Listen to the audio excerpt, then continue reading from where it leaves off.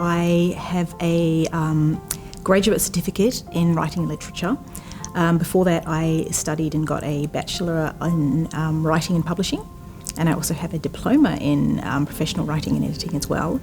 At the moment, though, I am employed as an administration officer at a school. I actually live in the town of Whittlesea, so it's about 45 minutes drive still down Plenty Road, which is a bit of a nightmare, but it is still within Whittlesea, which is probably kind of as good as I could get at the moment. My care responsibilities are that I have 3 teenaged sons. The youngest is 14 and he is on the autism spectrum. I've got about 13 years experience in health and safety back in Iran. When we immigrated here, I was pregnant and I wasn't in a good situation to study and work.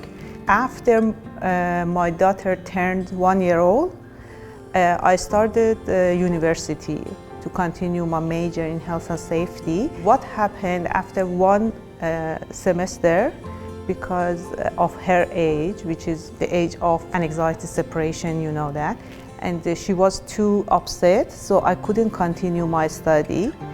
That's why I took a leave and absence and stopped studying. I have my own business coaching business that I work with different small and medium-sized enterprises.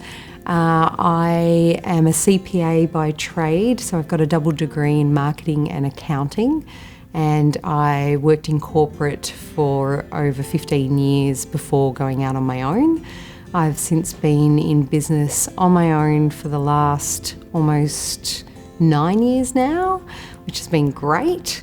I work from home. I have a home office and I am on the road a bit with some of my clients, so I do work out and about. I am based primarily at home, which is great for me because I do have a young son who has special needs, so it's great to be local to him. I'm doing my Masters of International Development. I finished my Bachelor's of Public Administration in Sri Lanka, and also I finished intermediate level of ACCA, that is Association of Certified Chartered Accountancy. So actually these days I'm working on that accounting field. And nowadays I'm working as a part-time accounting and administrator. I'm doing some reports and accounting works for them as well. So that's working from home. I've got a Bachelor of Economics honours degree. I am part-time and at the moment I live about 10 minutes from work. I have 2 children, one in high school, one in primary school. All the jobs that I want to do are in the city.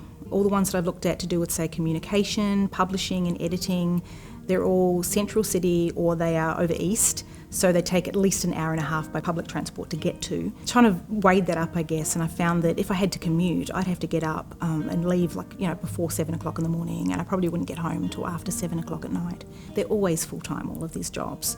So I had to weigh up and decide whether I was going to follow, I guess, the careers that matched my qualifications or whether I was going to work closer to home. And I just in the end decided that it was better off working close to home because then I had the energy and the time to better commit to my family, because ultimately I find they're my main priority. I mean, I love my kids and I want to be there for them, and I want to be, during this time when they're at school, to be able to help them with their homework and to make sure that they have everything they need. I need to work very close to home so I can drop my kid to school and then fetch her up. But if I can't work locally, I need to travel a lot. You know, working from home is not profitable for me because it's a new business. If I go out and work somewhere, I'm gonna earn more money and that's gonna be better for me, and I can provide life, I can help my husband. But at the moment, because my daughter is more important for me, I prefer to work from home. But when you are working from home and you choose to have a home office, there's this expectation that other things will just get done around. Often the washing is a conscious thing on your mind while you're sitting at your desk trying to, develop a intense strategy for a client, and they don't often go hand in hand from being able to keep your brain where it needs to be at any one point in time. When I finish work at 5 or 5:30, I needed to wait for a transport for half an hour. When I reach childcare, It was almost 7 o'clock at night. So I needed to pay for extra payment for childcare as well. So if I think about it, just why I'm working, just it's nothing, because I can be with my child. Anyway, I need to work for myself, for my happiness, or for economical support. Moms think it's their responsibility. They always think about their children. Or if they have other people at home, they need to look after them as well. I wouldn't say it's shared equally. I think our involvement with our son is definitely equal. Like I said, my partner's a real hands-on dad, but I'm the one who takes up the majority of the planning and care around what's needed for school, emotionally, how to support, and how our day-to-day house runs. That also falls back on me. I certainly feel always that I'm clock watching. I think that was the biggest thing when you're at work.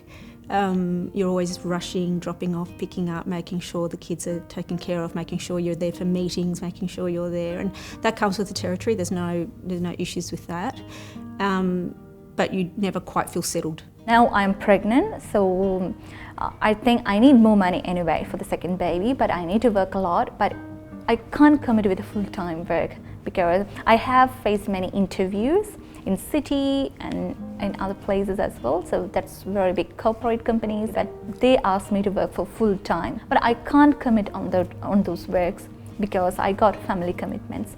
So I neglect or just ignore those interviews, and just I'm working as a casual employee in these small firms. My partner, he's the CEO out in Derrimut, which provides its own challenges from a location, because us being in Doreen, he has to travel a fair bit. If you want to attract a diverse group of people that are skilled, you're closing off a lot of people who would be really good at that role by that mindset that you must travel into the city and you must work 5 days a week and you must sit at your desk for 8 hours a day. We're not like that anymore, and we can't be, because life is too hectic and too challenging, and there's a lot of us who won't sacrifice our children or our families' needs for that. So a lot of employers are missing out on a lot of good skilled people by not thinking about how we can get diverse voices around the table. Women also have rights to think about their lives, rights to talk about their lives, and rights to take decisions, and rights to take a career with their desires. There are many external parties like government, women organizations, forum, so they can help women in many ways, like introducing a new job with flexible hours, like making a placements for improving their skills. Simple money making training would be really helpful for women to earn money from working from home. That would be really good for their financial and taking care of kids, and also they can earn money and they can reach their dream as well in that manner. Or some sort of childcare in the workplace, so it's like working from home. For example, I can pick up my daughter from school and take her with me to a playground or something in my workplace for 1 or 2 hours. We're gonna think about everything easily, that my child is safe and I'm working. You're not worried about anything. That's gonna be very helpful, I think. Gender equity in employment to me is reassessing the way that we do work. It's recognising that the traditional workplace doesn't work for everyone, and that by keeping it structured the way it is at the moment, where people work full-time and they're expected to put their work before everything, actually excludes a lot of potential employees and doesn't give opportunity for women in particular, carers, mothers, to find fulfilling work. The levers for change, I believe, are recognising that work is just part of a whole. In a balanced person's life, they have many other roles as well.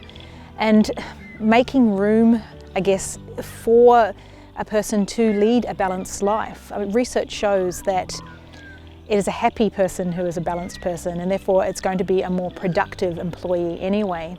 It could be job sharing, or it could be that they spread 3 days of work over 5, or start at 9:30 or finish at 2:30 so that they can pick up children, drop them off, that type of thing. I think it also means attracting a greater variety of careers and businesses and organisations to the Whittlesea area so that there is more selection of work. I think we need to build more flexible working arrangements into the equation, and I think we need to have some compassion and understanding about those involved, both male and female, and what their needs are. So from an organisational perspective, if you want to be able to employ the best people, you've got to make it easier for the best people to work for you. Gender equity in employment is about understanding, it's about flexibility, and it's about equal pay.